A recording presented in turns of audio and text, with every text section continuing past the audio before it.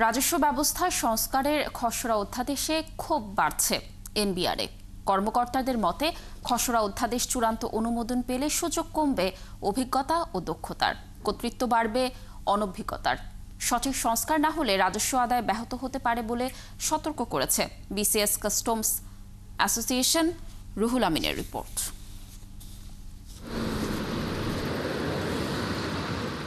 রাজস্ব নীতি ও রাজস্ব ব্যবস্থাপনা নামে দুটি বিভাগে ভাগ হচ্ছে জাতীয় রাজস্ব বোর্ড এনবিআর। সম্প্রতি এর খসড়া অধ্যাদেশে নীতিগত অনুমোদন দিয়েছে উপদেষ্টা পরিষদ। তবে এনবিআর সংস্কারে গঠিত পরামর্শ কমিটির সুপারিশ আর খসড়া অধ্যাদেশে দেখা দিয়েছে বিস্তর ফারাক, যা নিয়ে অসন্তোষ বাড়ছে এনবিআরে।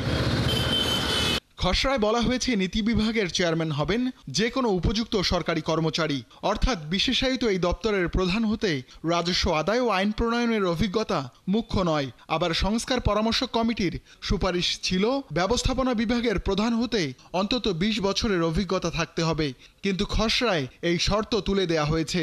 কর্মকর্তাদের মতে এমন বিধানে দুই সংস্থার প্রধানের পদই অনভিজ্ঞদের কর্তৃত্বে চলে যাবে। রেভিনিউ অ্যাডমিনিস্ট্রেশন ডিপার্টমেন্টের জন্য যিনি হেড হবেন, ওখানে লেখা আছে যে রাজস্ব আহরণের অভিজ্ঞতা আছে তাকেই কি বানাবে, সচিব বানাবে।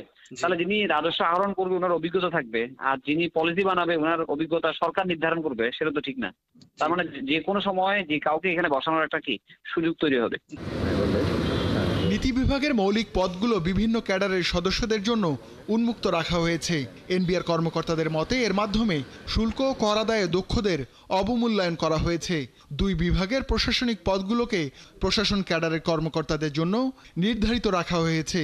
এতে কর ও শুল্ক ক্যাডারের পদোন্নতির সুযোগ সীমিত হবে বলেও আশঙ্কা এনবিআর কর্মকর্তাদের। আমাদের কর্মকর্তারা তারা তো নিরুৎসাহিত হওয়ার আশঙ্কা করছেন অনেকে, এবং তাদেরকে মেসেজ দেওয়ার প্রয়োজন আছে যে তাদের স্বার্থ বা তাদের পদোন্নতি বা অন্যান্য সুযোগ সুবিধা যেটা সাধারণভাবে পেয়ে থাকেন সেইগুলো থেকে এই পরিবর্তিত পরিস্থিতিতে কম হবে না, এটা তাদেরকে এই পিকচারটা দিতে হবে। এমন প্রেক্ষাপটে বিভিন্ন গ্রুপে হতাশা ও ক্ষোভ জানিয়েছেন এনবিআরের অনেক কর্মকর্তা।